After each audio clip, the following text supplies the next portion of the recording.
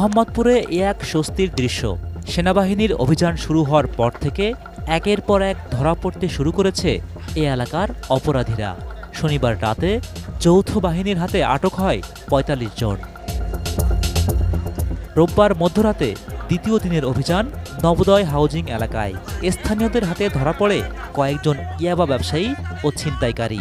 পরে তাদের সেনাবাহিনীর হাতে তুলে দেয় এলাকাবাসী। কমপ্লেন করছি অনেক, যে এভাবে চিন্তা হইতেছে। পর বলছি যে আপনারা হেল্প করেন, আপনারা হেল্প ছাড়া এভাবে চিন্তাকে নির্মূল করা সম্ভব না। চিপাই চাপাই থাকে, আমরা খুঁজা পাই নাই, পুলিশ এভাবে বলছে।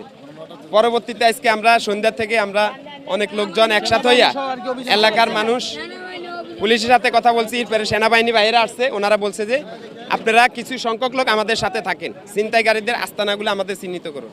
এখানে একটা 3তলা বাড়িতে গেছি, 3তলা বাড়িতে মাত্র বাড়িটা হলো 4 জন, আর প্রত্যেকটা রুম খালি, প্রত্যেকটা রুমে একটা করে তোষক বিছানো আছে, এবং কি ওই যে ইয়াবা আছে না, ইয়াবার ওই যে ফুয়েল, এবং কি আপনার ইয়াবার একটা পোটলা পাইছে, তারপর 2টা সামুরা পাইছে। সেনাবাহিনী বাইরা নিজেরা উদ্ধার করছে, এটা প্রত্যেকটা মানুষ দেখছে।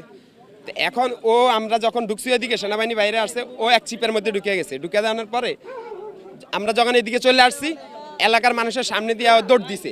একটা মেয়ে, শুধু ওই মেয়ে হলো মাদক ক্যারি করে, কক্সবাজার থেকে মাদক নিয়ে আসে।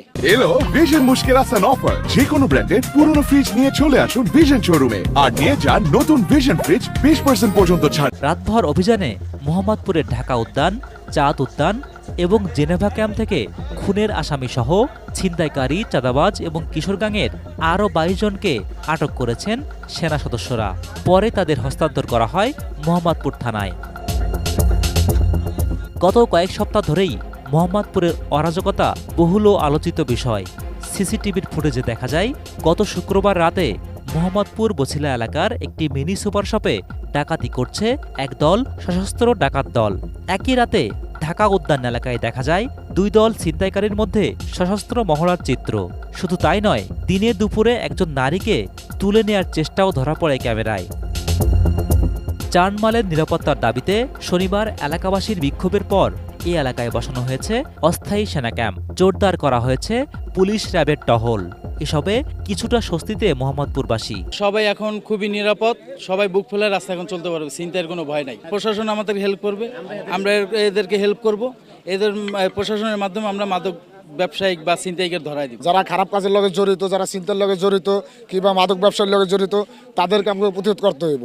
এলাকাবাসীকে নিয়ে আমরা জনগণ সবাই মিললা এটা প্রতিরোধ করবো এবং আইন শৃঙ্খলা বাহিনীদের আমরা তুলে দেব। এলাকাবাসীর চাওয়া ভবিষ্যতেও যেন এমন অভিযান চলমান থাকে।